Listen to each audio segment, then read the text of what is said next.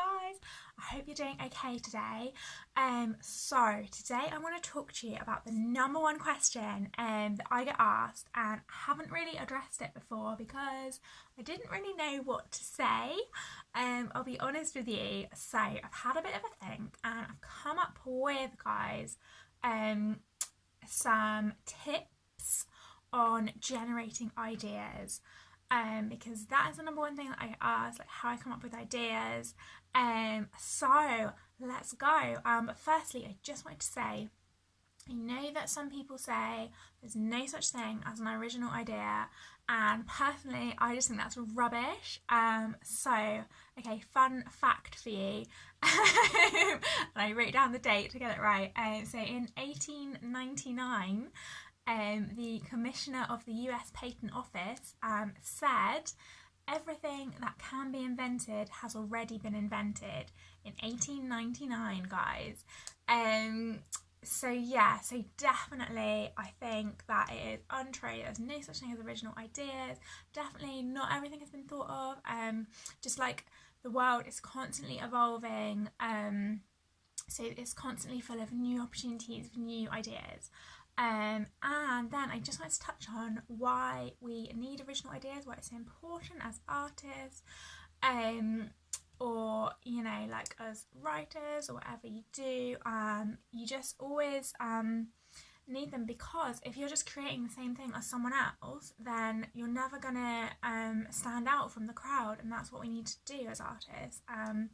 And if you just create something that's really similar to things that already exist, you're just devaluing your own work and that original work, and it's just a whole gross mess. And yeah, you're never going to get ahead that way. You're never going to get your own original style or be known, or make an impact or anything. So it's super, super important. Okay, so I had a real think, guys. I came up with 5 tips. But the first one is a little story. Okay, so actually a little story about this. I had a bit of a crisis last year with like original ideas and things, because I was in a lot of Facebook groups with other artists, which is really cool, and people were sharing their work and stuff, and I was just excuse me, so tired.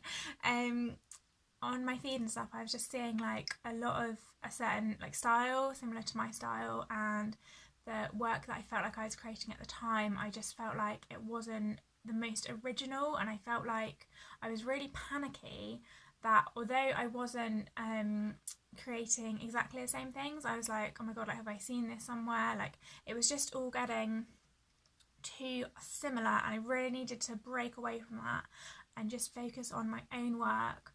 And do my own thing. Okay, so I did like a bit of a drastic thing maybe. So I like muted all the groups and like unfollowed loads of big artists I used to always follow and look up to, just because I wanted to like put blinkers on, yeah, and I didn't want to see any of that, because I wanted to be able to come up with something that was true to me.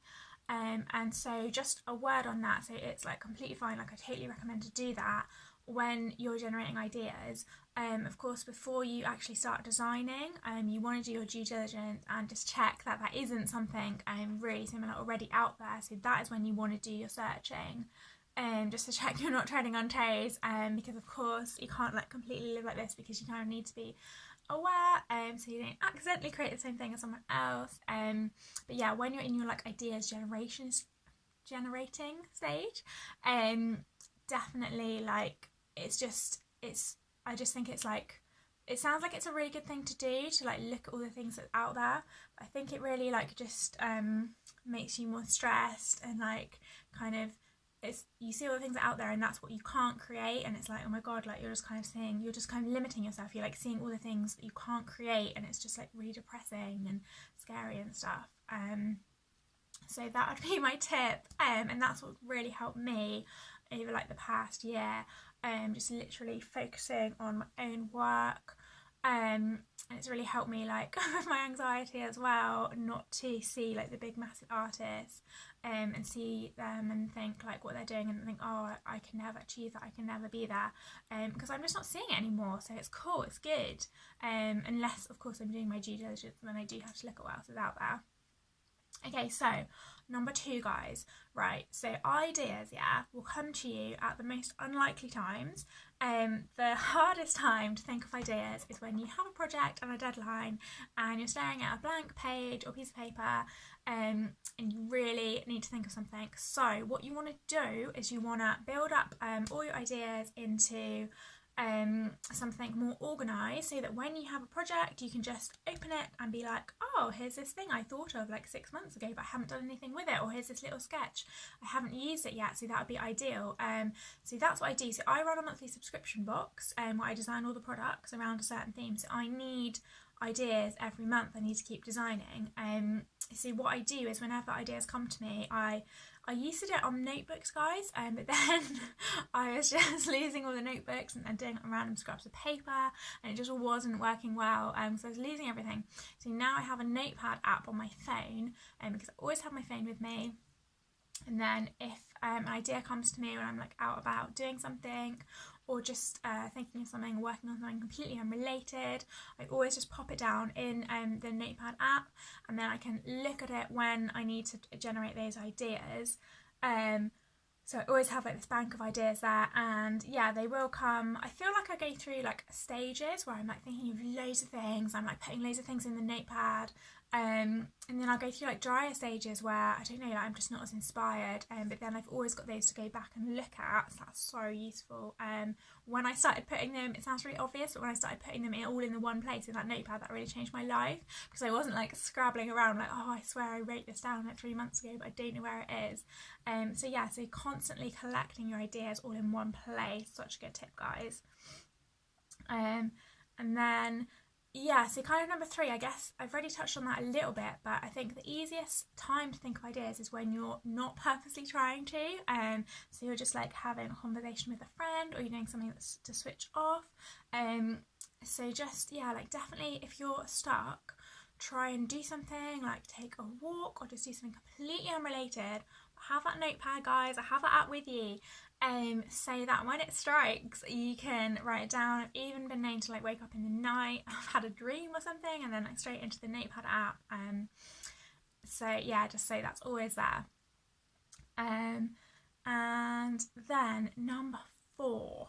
Okay, so number 4 is quite specific to me. I feel like you can relate it to yourself quite easily. So I think doing what you love, like that isn't art or isn't your main profession, is really important. So for me, I love to travel, and I always find travel like so inspiring. I try to go to at least one new country a year, and I always come back like filled with ideas. Like particularly I love Asian countries, the culture there, and it's just like such a good way, just doing things you've never done before, like being absorbed in cultures and architecture you've never done before, you've never seen before.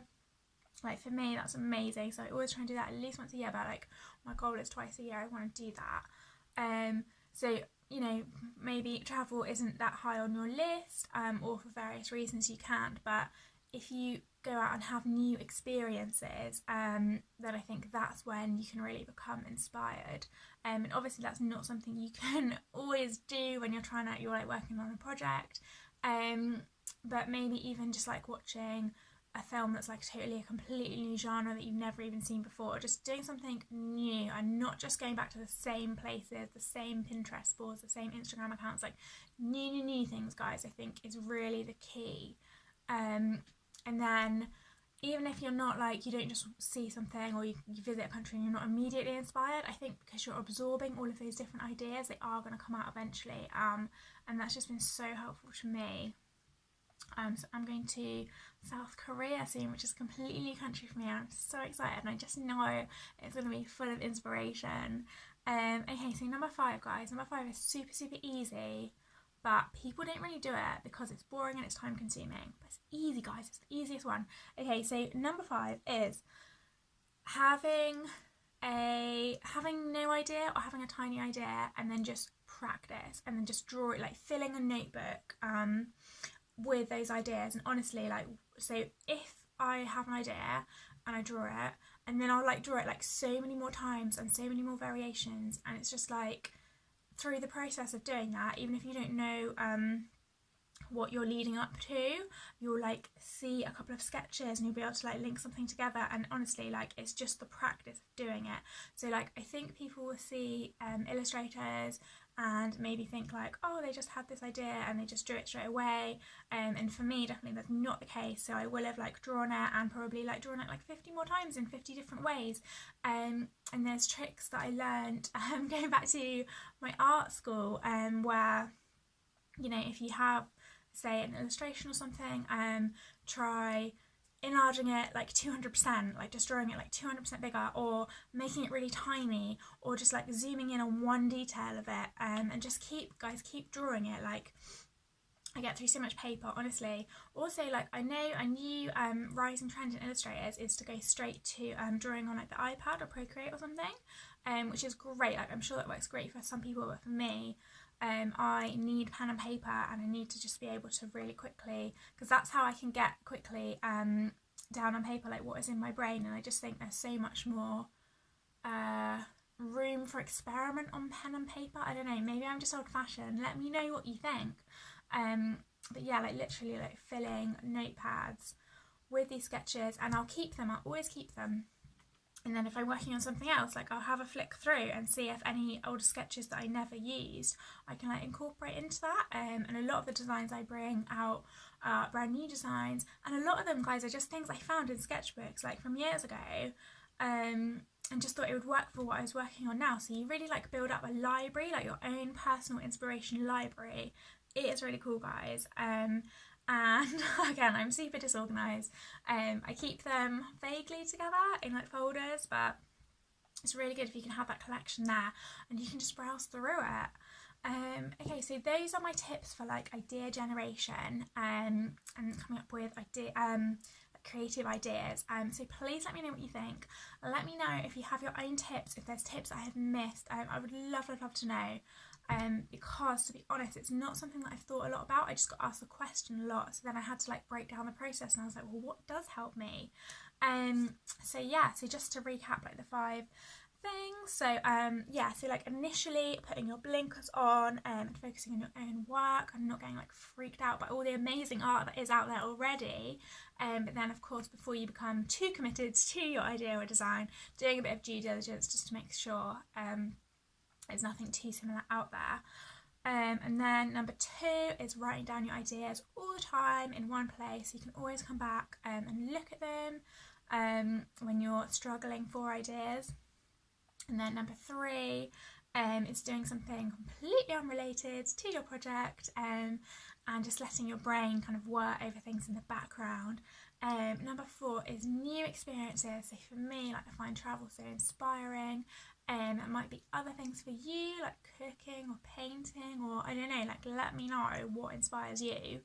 And then number 5, just practice, rework ideas, redraw ideas, try them in different ways, as much as possible. Like, you just can't go wrong. You just can't, I don't think you can like do too many initial sketches and brainstorming, and then just like, so I would get all those sketches down, like so many, honestly, and then I would like leave it, like sleep on it, you know, like leave it at night, and then come back with fresh eyes in the morning and look through, and maybe like the first one, honestly, sometimes like the first one I did, I'm like, yeah, that's the one, or it's like the 50th sketch I did, I'm like, that's the one. But yeah, that's so helpful to me. So those are my top tips. Guys, please let me know yours, and if you want to see more videos like this, then please subscribe. Thank you.